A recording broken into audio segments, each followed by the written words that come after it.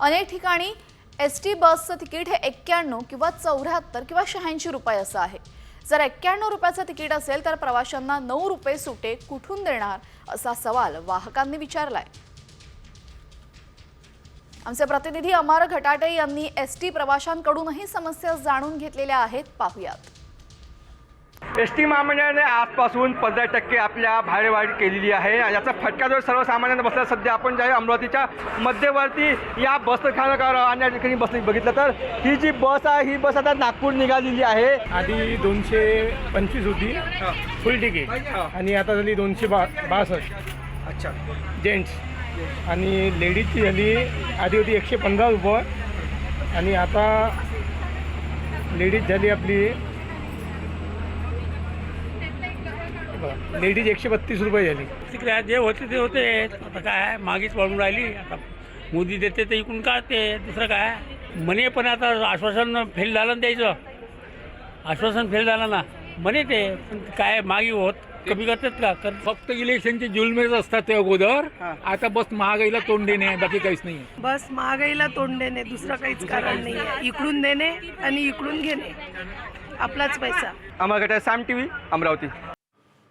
तर एसटीमध्ये झालेल्या भाडेवाढीनंतर आपण प्रवाशांच्या प्रतिक्रिया काय आहेत त्या जाणून घेतलेल्या आहेत। यानंतर आता राज्यासह देशातल्या इतरही महत्त्वाच्या बातम्यांचा आढावा घेऊयात वेगवान स्वरूपात।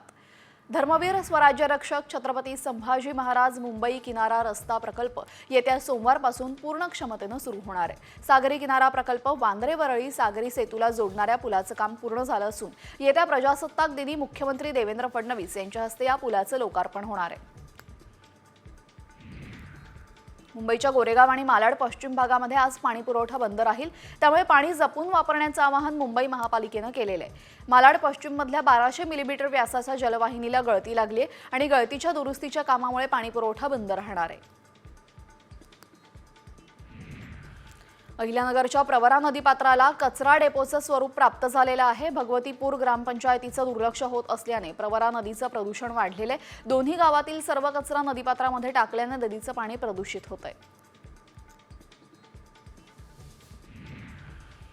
55,000 कोटी रुपये खर्चून बांधण्यात आलेल्या समृद्धी महामार्गाचं अस्तित्व बुलढाण्यातील मेहकर तालुक्यातील डोणगाव जवळ धोक्यात आलेले आहे। डोणगाव शिवारामध्ये समृद्धी महामार्गाच्या आजूबाजूने भरावासाठी टाकण्यात आलेल्या मुरुमाचं उत्खनन होत आहे, त्यामुळे महामार्गाला तडे जाण्याची भीती आहे।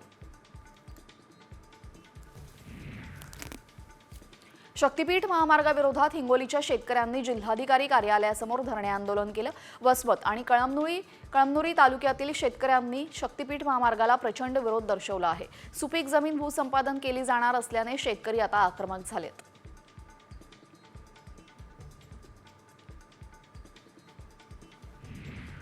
सोलापूर जिल्ह्यातून देखील शेतकऱ्यांनी शक्तीपीठ महामार्गाला विरोध केलाय। सोलापूर जिल्ह्यातल्या काही भागांमध्ये धरणग्रस्त बाधित लाभ क्षेत्र असलेल्या शक्तीपीठ महामार्गाला विरोध होतोय। सोलापुरातील शेतकऱ्यांनी धरणे आंदोलन करत सरकारविरोधात जोरदार घोषणाबाजी केलेली आहे।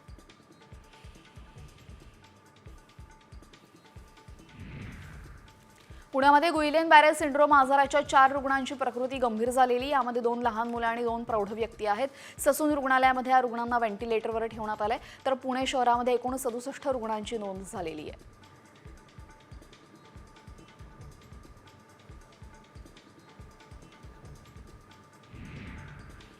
भारताचा बॅट्समन वीरेंद्र सेहवागच्या घटस्फोटाच्या चर्चा सुरू झालेल्या आहेत। वीरेंद्र सेहवाग आणि त्याची पत्नी आरती या दोघांच्या नात्यामध्ये तडा गेल्याची माहिती मिळते। वीरेंद्र आणि आरती यांचं 2004 मध्ये लव्ह मॅरेज झालं होतं, मात्र आता 21 वर्षांनंतर त्यांच्या सुखी संसाराला नजर लागल्याचं दिसतंय।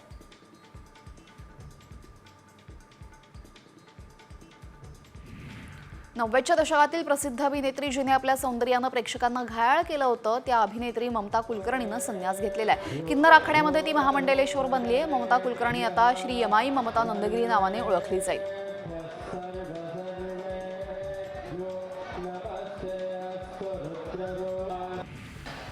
महाराष्ट्र कुस्तीगीर संघाकडून महिला महाराष्ट्र केसरी स्पर्धेचं आयोजन करण्यात आलेले आहे। शनिवारी महाराष्ट्र महिला केसरी ठरणार असून या स्पर्धेमध्ये 350हून अधिक कुस्तीगीरांना सहभाग नोंदवलेला आहे। देवळीच्या रामदास तडस इंडोर स्टेडियममध्ये या स्पर्धेला सुरुवात झाली आहे।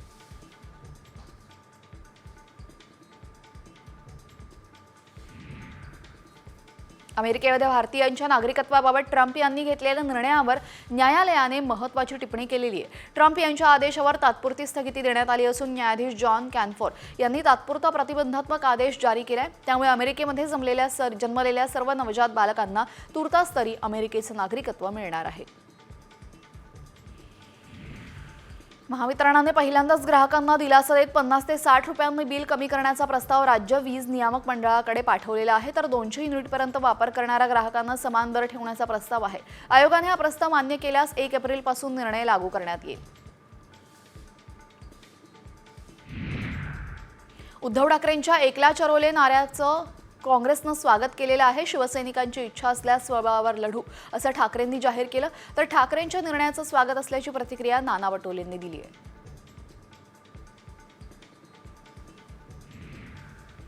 शेतकरी कर्जमाफी देण्यासंदर्भात महायुतीमध्ये मतभेद असल्याची माहिती साम टीव्हीला सूत्रांनी दिलेली आहे. राष्ट्रवादीनं जाहीरनाम्यामध्ये कर्जमाफीचं आश्वासन न दिल्यामुळे कर्जमाफीला विरोध असल्याचं अजित पवारांनी खासगीत सांगितल्याचं समजतंय. मात्र दुसरीकडे भाजपनं जाहीरनाम्यामध्ये कर्जमाफीचं आश्वासन दिल्यामुळे भाजपा कर्जमाफीसाठी आग्रही आहे.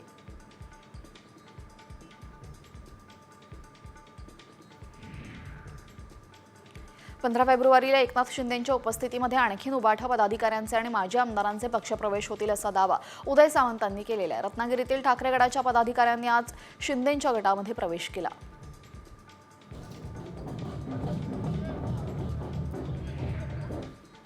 नव्वदच्या दशकातील प्रसिद्ध अभिनेत्री जिने आपल्या सौंदर्याने प्रेक्षकांना घायाळ केलं, त्या अभिनेत्री ममता कुलकर्णीनं अचानक संन्यास घेतलाय.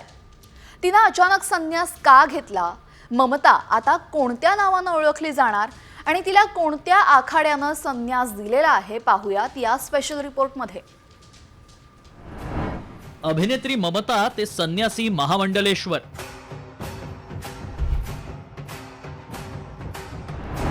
महाकुंभात ममता बनली संन्यासी.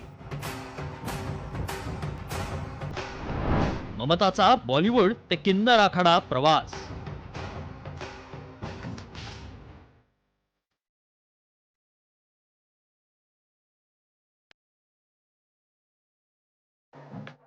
तुम्हाला ममता कुलकर्णी आठवते का? 90च्या दशकात जिनं नव्या पिढीला वेड लावलं. तरुणांनाच नाही तर काही राजकारण्यांनाही तिनं घायाळ केलं होतं. मात्र ती अचानक बॉलिवूडमधून बेपत्ता झाली. तिचं नाव अंडरवर्ल्डशी जोडलं गेलं. हो, तीच कुलकर्ण्यांची ममता. अभिनेत्री ममता कुलकर्णी सध्या प्रयागराज महाकुंभाला पोहोचली आहे. याविषयी तिनं तिच्या सोशल मीडियाच्या माध्यमातून फोटो व्हिडिओ शेअर केले. त्यातून तिनं संन्यास घेतल्याचं जाहीर केलंय.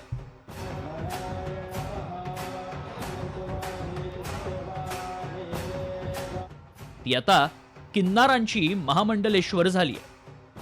आज मुझे महाशक्ति ने आदेश दिया कि मुझे ये चुनना है लक्ष्मी नारायण त्रिपाठी जी को, बिकॉज वो साक्षात अर्धनारेश्वर के स्वरूप है. और इससे बड़ी मेरे लिए क्या उपाधि हो सकती है कि एक अर्धनारेश्वर के हाथ मेरा पट्टा अभिषेक हो रहा है. काही दिवसांपूर्वी ममता पुन्हा चर्चेत आली होती. ती तिच्या ड्रग्ज रॅकेट कनेक्शन्समुळे आणि तेव्हापासून तिच्याविषयी सतत काही ना काही माहिती समोर येत राहिली. ममता मुंबईतच राहते, मात्र तिनं बॉलिवूडला रामराम केला होता आणि एकांत निवडला होता. वो अगर पिछले कई सालों से सन्यासिनी की तरह रह रही थीं तो इस बात को उन्होंने कभी पब्लिसाइज नहीं किया, लेकिन अभी महाकुंभ में आकर इसको एक तरह से पब्लिसाइज करना ये बताता है कि कहीं ना कहीं कोई ऐसी मंशा है जो अभी भी छिपी हुई है. ममता कुलकर्णी आजपासून नव्या नावानं ओळखली जाईल. श्री यामाई ममता नंदगिरी या नावानं तिची नवी ओळख असेल. जुना आखाड्याचे आचार्य नारायण त्रिपाठी यांनी ममता कुलकर्णीला भिक्षा दिली आहे. संन्यास धारण केल्यानंतर ममता कुलकर्णीनं भगवं वस्त्रही धारण केलंय. महाकुंभात काही दिवसापूर्वी भगवी वस्त्र धारण केल्यानं मॉडेल साध्वी हर्षा चर्चेत आली आणि अनेकांच्या रोषालाही सामोरं जावं लागलं. ममताचं हे संन्यास रूप त्यामुळे वादात तर अडकणार नाही ना, कारण ममता कुलकर्णी म्हणजे वाद हा तिचा बॉलिवूडमधला इतिहास आहे. ब्युरो रिपोर्ट, साम टीव्ही. तर अर्थात आता ममता कुलकर्णीनं संन्यास तर घेतलेला आहे, मात्र यावरनं पुन्हा एकदा वादाला तोंड फुटतंय. ममता कुलकर्णीनं संन्यास घेतल्यानंतर आता नवा वाद सुरू झालाय. एका स्त्रीला महामंडलेश्वर का केलं आणि जर स्त्रीलाच महामंडलेश्वर करायचं असेल तर किन्नर आखाडा नाव का, असा सवाल विचारण्यात आलेला आहे. हिमांगी सखी यांनी हा सवाल विचारला असून ममता कुलकर्णीने संन्यास घेतल्यानंतर आता नव्या वादाला तोंड फुटलेलं आहे. एका स्त्रीला महामंडलेश्वर का बनवलं, असा सवाल उपस्थित करण्यात आलाय. दरम्यान जर स्त्रीलाच महामंडलेश्वर बनवायचं होतं तर किन्नर आखाड्यात का बनवलं, असा सवाल त्यांनी विचारलेला आहे. अभिनेत्री ममता कुलकर्णीनं कालच प्रयागराजमध्ये संन्यास घेतला आणि काल ममता कुलकर्णी हिचा पट्टाभिषेक झाला. त्यानंतर आता या नव्या वादाला तोंड फुटलेलं आहे.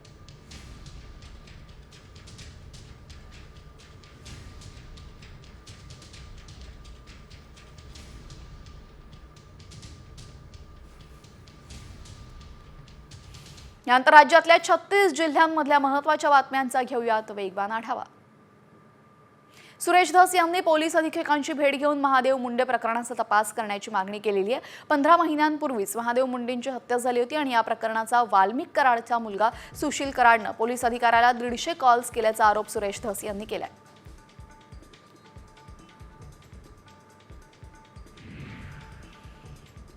त्र्यंबकेश्वरमध्ये संतश्रेष्ठ निवृत्तीनाथ महाराजांचा पौषवारी सोहळा सुरू झालेल्या निवृत्तीनाथ महाराजांच्या समाधी मंदिरामध्ये शासकीय पूजा संपन्न झाली.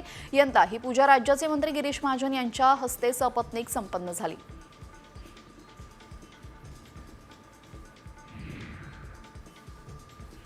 तुळजाभवानी मंदिर परिसरातला नैसर्गिक झरा तब्बल 35 वर्षांनंतर प्रवाहित झालाय. मंदिर परिसरामध्ये असलेल्या श्री गोमुख तीर्थकुंडाचं काम सुरू आहे. पाण्यातल्या क्षारामुळे 1988 पासून हा नैसर्गिक झरा बंद होता. दरम्यान झऱ्याच्या मार्गामध्ये 1986 सालची नाणी सुद्धा आढळून आली आहेत.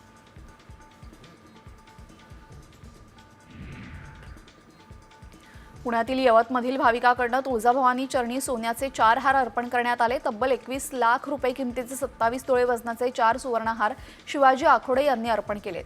तुळजाभवानी मंदिर संस्थानातर्फे आखोडे कुटुंबियांचा साडी आणि देवीची प्रतिमा देऊन सत्कार करण्यात आला.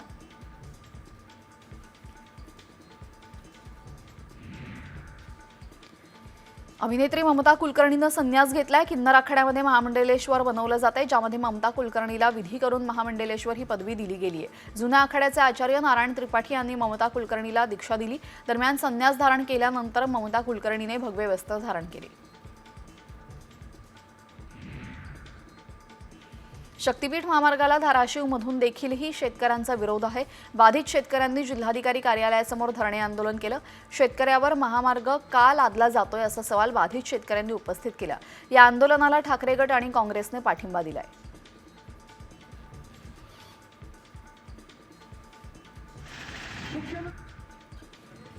शक्तीपीठ महामार्गाविरोधात कोल्हापुरात धरणे आंदोलन करण्यात आलं. जिल्हाधिकारी कोल्हापूर कार्यालयासमोर शक्तीपीठ महामार्ग विरोधी संघर्ष समितीकडनं महाधरणे आंदोलन करण्यात आलं.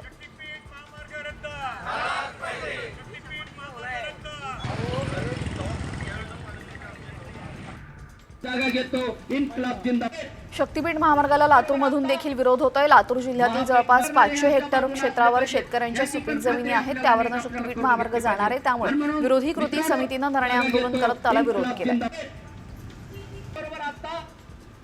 महापीठ मारणारे आमच्या बाजूने असले पाहिजे ह्याची पण खात्री आपल्याला.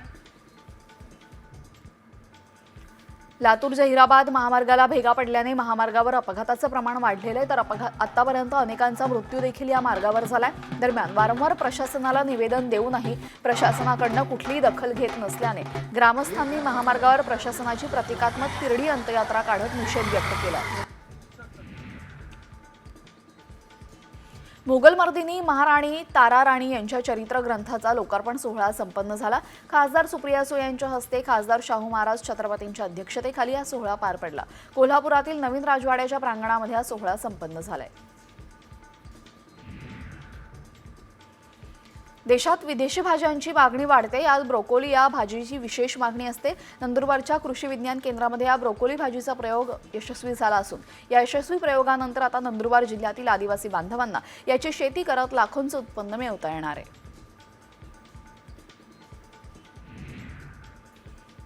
तळोदा तालुक्यातील बोरद येथील शेतकरी मिलिंद लक्ष्मीकांत पाटील यांना दिल्लीतील प्रजासत्ताक दिनी सोहळ्यात विशेष अतिथी म्हणून आमंत्रित केलेलं आहे. मिलिंद पाटील हे शेतीतील नाविन्यपूर्ण प्रयोगांसाठी ओळखले जातात.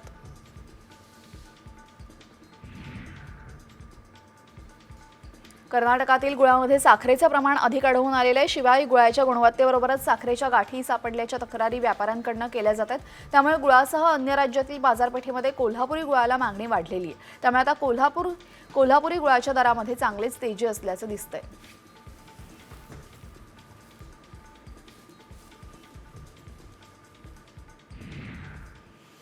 बुलेटिनमध्ये आणखी काही महत्त्वाच्या बातम्या बघायच्यात, पण त्याआधी एक छोटीशी विश्रांती.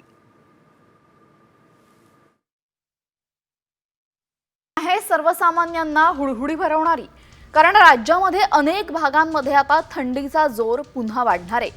कोकणासह मध्य महाराष्ट्र आणि मराठवाड्यामध्ये थंडीचा जोर दिसेल, तर मध्य भारतामध्ये सध्या थंडीला पोषक वातावरण तयार झाले आणि त्यामुळे राज्यातही येत्या 3 दिवसांमध्ये किमान तापमानात 2 ते 3 अंशांची घट होणार आहे.